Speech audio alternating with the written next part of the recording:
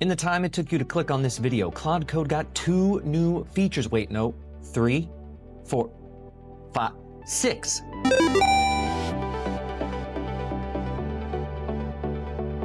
Hello and welcome to Not Replaced Yet. My name is Nick Bushkar and I am one half of Not Replaced Yet. I'm usually joined by my brother Jesse, but he's off doing real work, and I'm here with you fine folks. Today we are covering the recent updates, the litany of updates in Claude Code. The Anthropic team is cooking.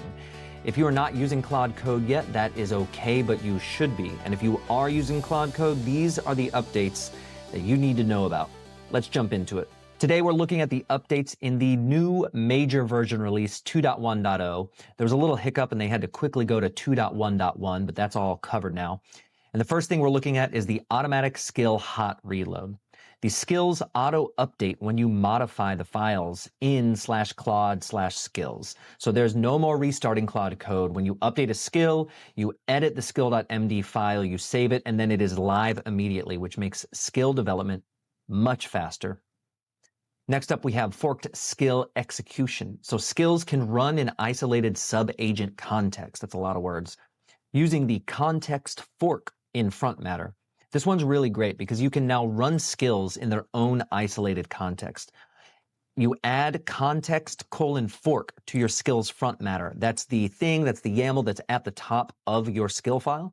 And when it runs, it spawns a separate sub-agent, which is great for complex operations that would clutter up the main conversation, saving your context. We also now have agent type specification. Skills can specify which agent type should execute, and they can declare what should be run. So when you want your code-based analyzer to use the read-only explore agent, then you just add agent explore to the front matter, and this gives you fine-grained control over the execution of your context. We have Wildcard Bash permissions. This is another great one. You can use the asterisk anywhere in your permission rule set. So if you see right here, we have bash npm asterisk, bash asterisk install.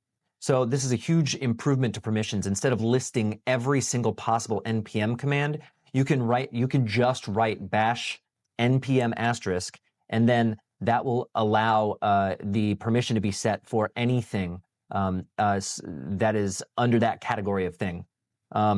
So get asterisk main allows the git command involving main branch. So this is way more maintainable.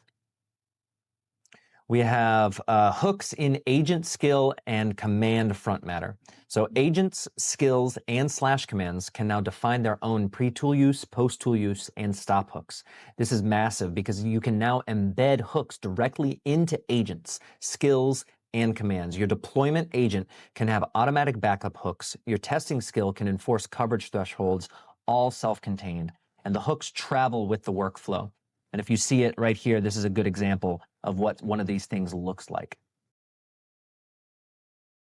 Once true is now possible for hooks. I like this one. This is an interesting one, and I haven't really thought through exactly how I'm going to use it, but I do think it's interesting. So hooks can now fire once per session using the once:true flag. And so some warnings or setup checks only need to run once. So if you add this flag to your hook, it fires the first time and then it will stay quiet as long as you haven't cleared your session. And so it's perfect for, hey, you're in production mode, warnings or environment setup checks, things like that.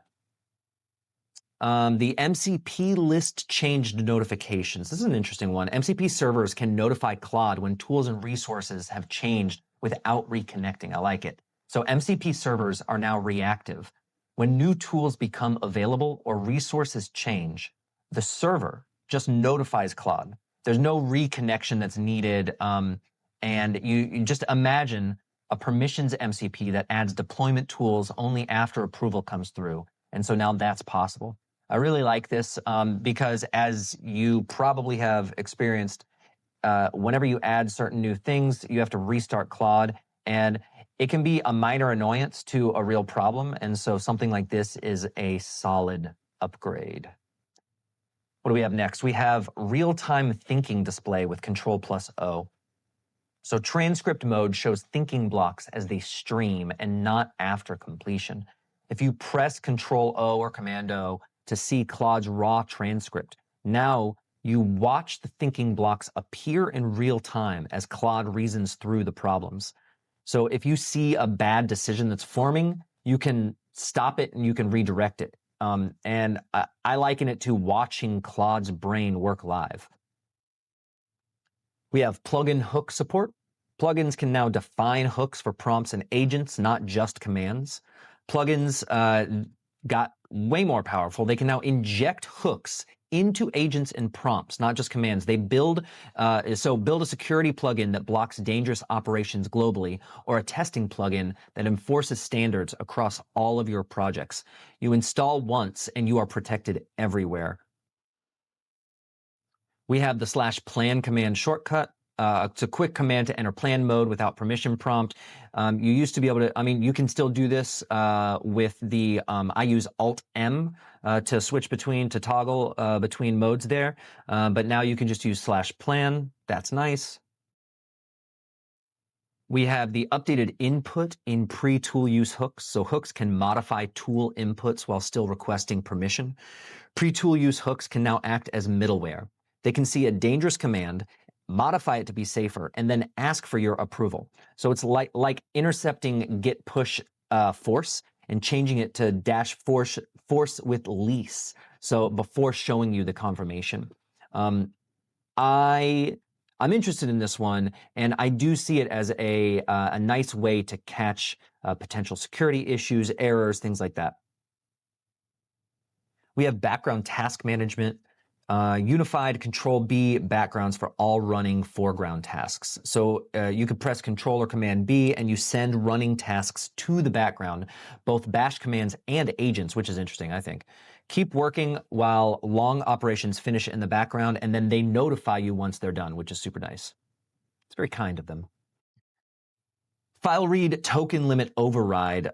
This is a really cool new update. So you have a new environment variable. It's this big long thing right here, Claude Code file read max output tokens.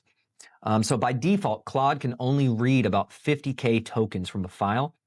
If you're working with huge configs or logs, you can set this environment variable to increase the limit. And so now you can handle so much, just much larger files. And I'm sure if you have done any work with Claude Code, you've run into the output too large issue, and this really helps with that. And we have the /command autocomplete anywhere, which is kind of cool. So the autocomplete anywhere works anywhere in input, not just at the start. So now you can type /commands anywhere in your input. Start typing / mid-sentence and you get an autocomplete. And just like I say here, it's a small quality of life improvement, and it makes the terminal feel more natural. Skills in /command menu. Skills from /skills directory appear in the / menu by default. So now skills are visible in the /command menu automatically. You type / and you can see all your available skills. And if you want to hide one, then you can add this user invocable false to the front matter. Command search prioritization, exact and prefix matches prioritized over fuzzy description matches. This is like not a big deal, but I really like this one. So when you type /con, you now get /context and /continue first. Those are commands that actually start with con. And before there was fuzzy matching, which could potentially show random commands that have con in their description. And so it's just more predictable now. And again, small, but I just really like it. And then the final thing that we're looking at here is reduced permission prompts. There are fewer permission requests for complex bash commands. Complex bash commands like npm install, and you can run multiple commands at the same time with the double ampersand, right? So npm install, npm run build, npm test, and that used to trigger multiple permission prompts. So now Claude is smarter about recognizing these safe command chains, and it asks less frequently for permission. So it gives you a faster workflow with less friction, which is great. And that is everything for 2.1.0. Now, that's everything that we are covering. There are other bug fixes, there are improvements they made, and if you want to see everything that was in the 2.1.0 update, check the link out in the description and come back here for all the updates in what is seemingly a very busy January for Anthropic. If you've made it this far, please like, subscribe, comment. Do you have any questions about what I talked about here, about anything else you want to chat? Hit me up. All right, we'll see you next time.